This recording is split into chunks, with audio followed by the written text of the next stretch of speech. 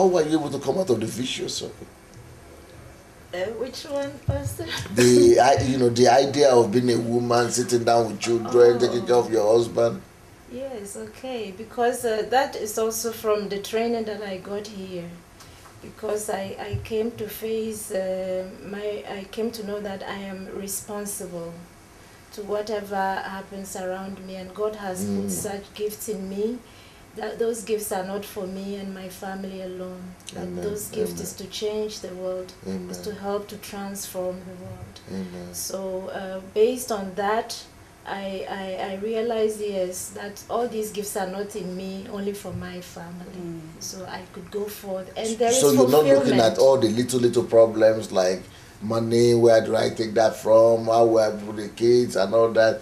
You are able to rise above that, right? Yes, I'm able to rise above that because this is our first calling that God has given unto us. Yeah, that's true. He says we are to seek first His kingdom and His righteousness. That is true. And that He is will the add first all calling. the rest. I like the way you to put us. it. That is our Yes, first that's calling. our first calling. Seek first the kingdom of God. That's the first calling. Yes. Brilliant. Yes. Well put. So if I can seek first His kingdom, He will add all. He will take care of all these little things, you know. Brilliant. He will help Brilliant. me. Excellent. And I've seen it because as I go forth helping other people, I feel fulfilled myself, you know. I think I'm now beginning to live again, yes.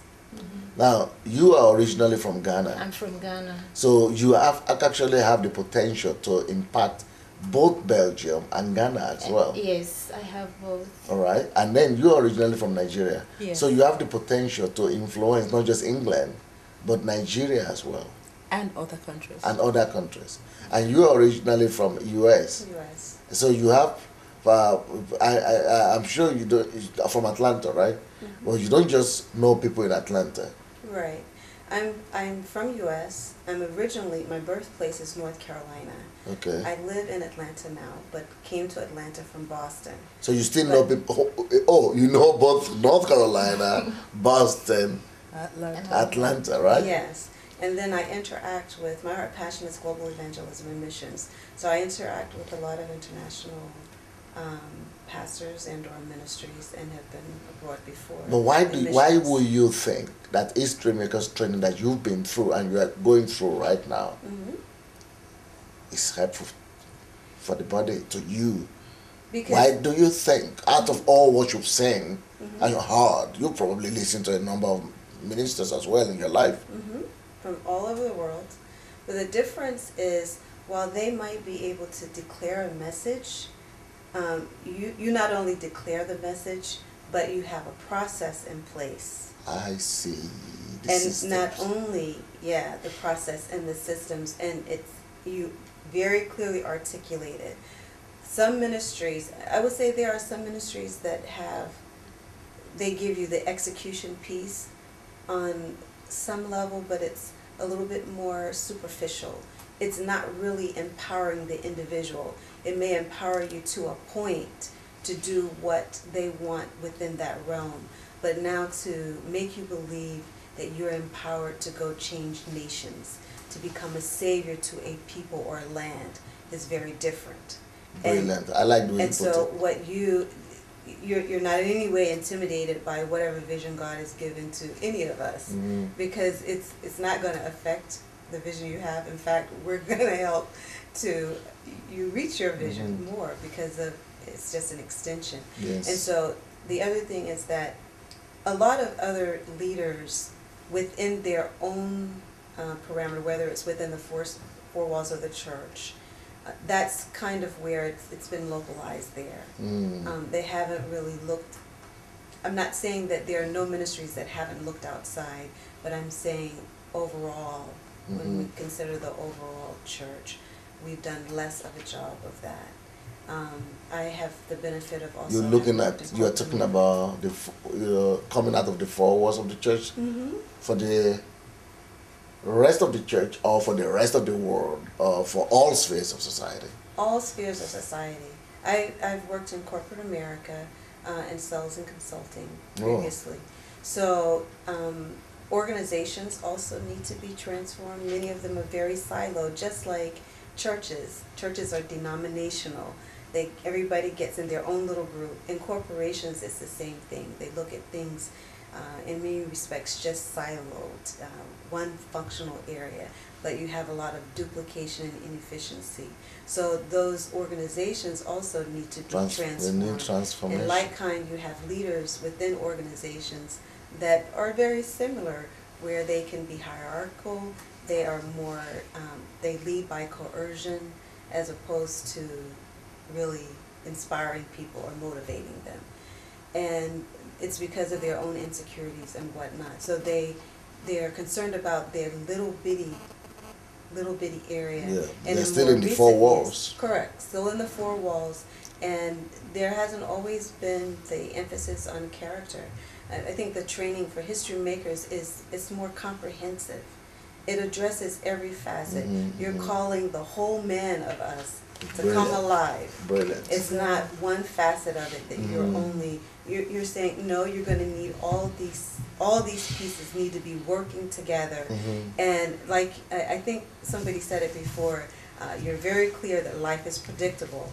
So if you're not succeeding, it's by choice. Either you don't know something, or you have not been willing to pay the price.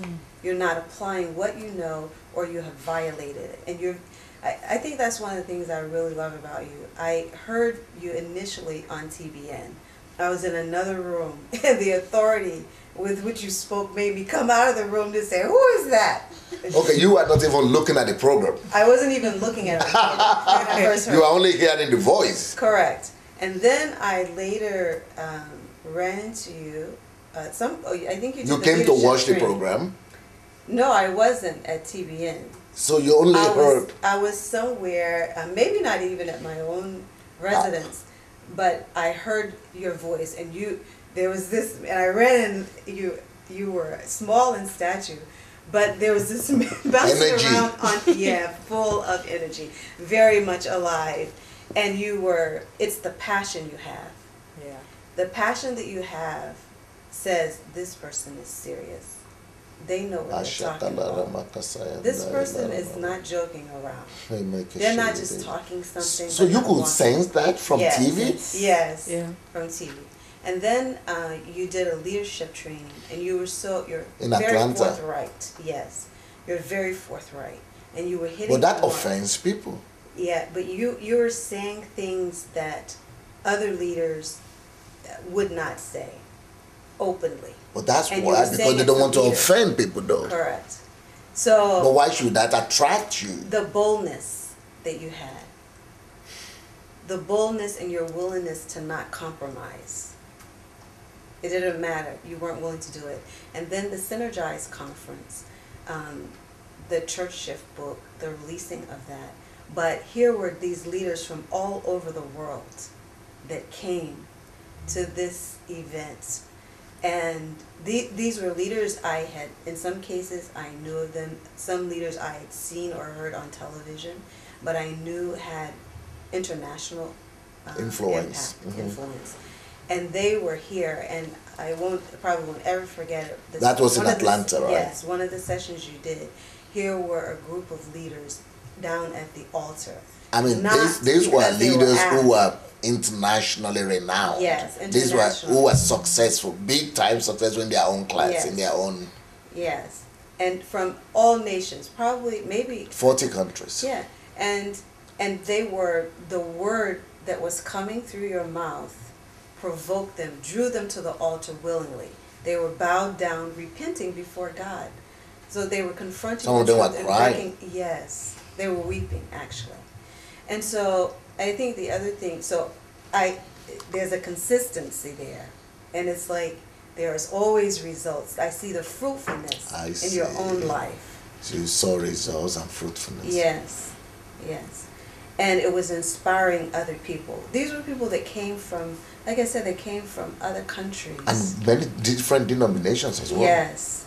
And that was the thing that I liked, because it sounded like the message that I was reading about in the Bible, and that I was reading that the early disciples were doing. And it was breaking down completely barriers. There were no longer denominational walls. There were people of all races, gender, no problem. There were women, men, there was young and old there. And it captured, I mean, I saw a transformation happening there, and I saw people being inspired to now go transform. They were willing to do it. And so I think as time progressed, although I knew I was doing some things, I had some, I was like, there's an inconsistency here. And so the History Makers training for me has helped identify. It's making me hold myself accountable more and helping me to fill in the gaps where I had information or knowledge missing, so that I would know now what to do. It also provided a network of like-minded people who are on a track to do what God has purposed, who know it and they are doing it.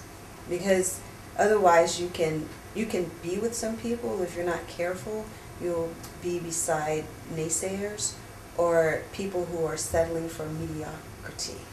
And I don't want to live a mediocre life. I don't think that's what we're purposed to do. I want to excel. And so the people here in Ukraine, everyone that I've heard talk, everyone, not just one person, hasn't been here, maybe 3 more people down. No, everyone. They've maintained that same kind of fervor and passion. And they don't blink their eye.